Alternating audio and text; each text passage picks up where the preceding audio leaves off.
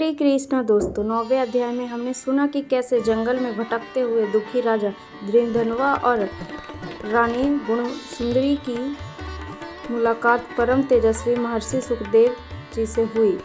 राजा ने रोते हुए अपने अहंकार को स्वीकार किया और अपने पापों का प्रायश्चित करने का मार्ग पूछा। अब 10वें अध्याय में इस महत्व का बहुत ही कल्याणकारी और ज्ञान से भरा हुआ भाग है। इस अध्याय में महर्षि सुखदेव जी राजा धृंधनवा को मनुष्य के पूर्व जन्मों के कर्मों का रहस्य बताते हैं कि कैसे अनजाने में किए गए पिछले जन्म के पुण्य आज जंगल में भी उनकी रक्षा कर रहे हैं, और साथ ही वे राजा को पुरुषोत्तम मास का एक परम गुप्त नियम बताते हैं। आइए इस अध्याय की कथा को पूरी रोचकता और विस्तार के साथ जानते हैं।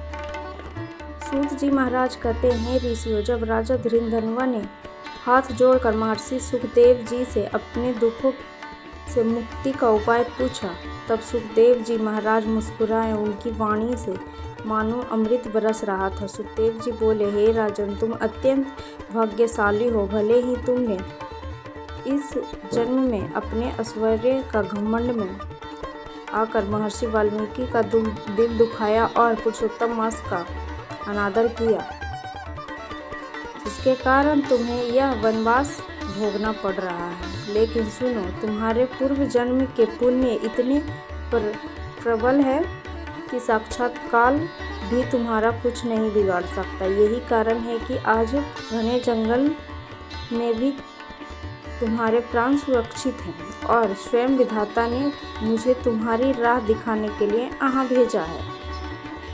ऋषि सुखदेव की बात सुनकर राजा अचंभित रह गए। उन्होंने पूछा, हे मुनिवर, कृपया करके मुझे मेरा पूर्व जन्म के बारे में बताइए। मुझसे पिछले जन्म में ऐसा कौन सा पुण्य हुआ था जो इस घोर विपत्ति में भी मेरी रक्षा कर रहा है।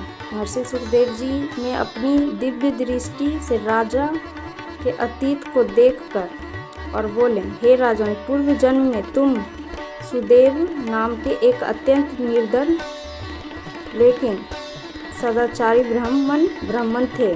तुम्हारे पास रहने को पक्का घर नहीं था और तुम भिक्षा मांगकर अपना जीवन यापन करते थे। तुम्हारी पत्नी, जो इस जन्म में तुम्हारी रानी गुणसुंदरी है, उस जन्म में भी अत्यंत पतिव्रता और धार्मिक थी। एक बार भूख और गरीबी से तंग आकर तुम दोनों पति पत्नी ने अपने प्राण त्यागने का मन बना लिया था। तुम दोनों नदी के किनारे गए, लेकिन तभी वहाँ कुछ संत पुरुषोत्तम मास का व्रत कर रहे थे। तुमने अनजाने में ही सही उन संतों की सेवा की, उनके चरणों की धूल को अपने मस्तक पर लगाया और उस पवित्र महीने में नदी में स्नान किया। हे राजन, अनजाने में किए गए उस पुरुषोत्तम स्नान और संतों की कृपा का यही फल है कि तुम इस जन्म में एक महान राजा बने और तुम्हें यह अजय साम्राज्य प्राप्त हुआ। ऋषि सुखदेव जी ने आगे कहा, राजन, कर्मों की गति बहुत ही विचित्र है। पूर्व जन्म के पुण्य से तुम्हें राजपाट मिला, लेकिन इस जन्म के अहंकार से वह छीन गया। पर आप चिंता मत करो, चूँकि अब तुम्हें अपनी भूल का एहसास हो चुका है, इसलिए मैं तुम्हें इस जंगल में भी ही पुरुषोत्तम मास के व्रत का वो गुप्त नियम बताता हूँ, जिससे करने से तुम्हारे इस जन्म के सारे पाप नष्ट हो जाएंगे। तुम्हारा सोया हुआ भाग्य फिर से जग जाएगा। सुखदेव जी ने राजा को नियम बताते हुए कहा, हे राजन, तुम्हारे पास यहाँ महल जैसी सुख सुविधा और पूजा की सामग्री नहीं है, लेकिन भगवान पुरुषोत्तम केवल भाव के भूखे हैं। तुम इस वन की पवित्र नदी में रोज सुबह स्नान करो और मिट्टी के शिवलिंग तथा नारायण की प्रतिमा बनाकर जंगली फूलों और कंदमूल से ही सच्चे मन से उनकी पूजा करो। मैं स्वयं इस पूरे महीने में तुम्हें इसी जंगल में बैठाकर भगवान की दिव्य लीलाओं और पुरुषोत्तम मास का महत्व सुनाऊंगा। एकाग्रित होकर इस कथा को सुनो। सूत जी महाराज कहते हैं, ऋषियों महर्षि सुखदेव जी के मुंह से अपने पूर्व जन्म की कथा और भगवान की दयालुता के बारे में सुनकर राजा धृंधनवा का हृदय गदगद हो गया। राजा और रानी ने तुरंत ऋषि के चरणों में प्रणाम किया और उसी दिन से जंगल की कठिन परिस्थितियों में भी पूर्ण श्रद्धा के साथ पुरुषोत्तम मास का व्रत और कथा सुनना प्रारंभ कर दिया।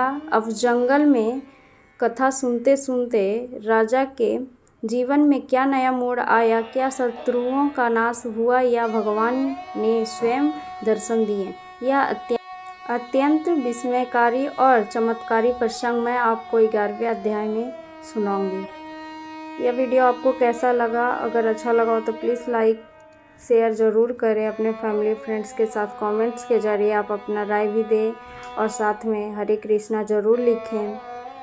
अगर चैनल पे नए हैं तो प्लीज़ चैनल को सब्सक्राइब करें। मिलते हैं अगले वीडियो के साथ। हर हर महादेव, जय श्री कृष्णा, राधे राधे।